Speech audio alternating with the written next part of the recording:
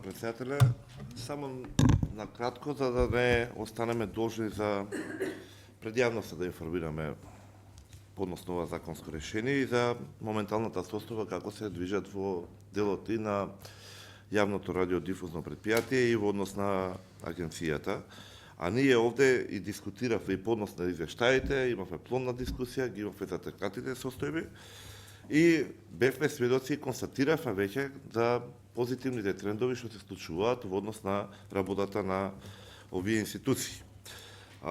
Сметам дека од една страна коректно е од представникот на опозицијата да се каже дека нивната цел единствено да се остане како и до сега, но ќе беше коректно да се укаже и на тоа каква состојба ставија.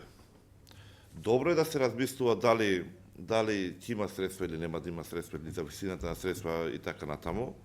Особено сега во услови кога се исплаќаат средствата, но при тоа требаше да се каже и колку години наназад не се исплаќаат средствата. На претходното законско решение, претходната влада колкави милионски суми на долг останали неплатени. Колку години не се исплаќаше.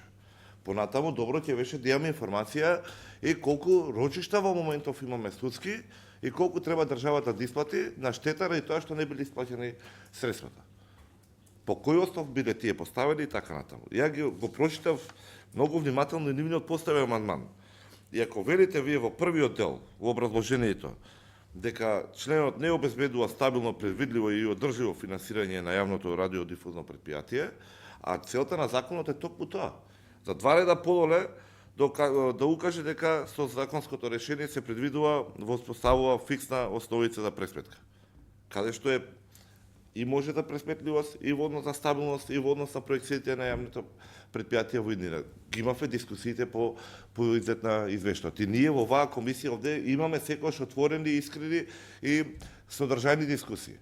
И по однос на показателите, и по однос на параметрите на институциите за кои што ги разгледуваме. И по однос на плановите, и по однос на извештаите. Утврдената состојба беше дека имаме веќе чекори со кои што работата на тие предпријатија веќе се стабилизира и веќе има услови за дури има услови за проекции за развој.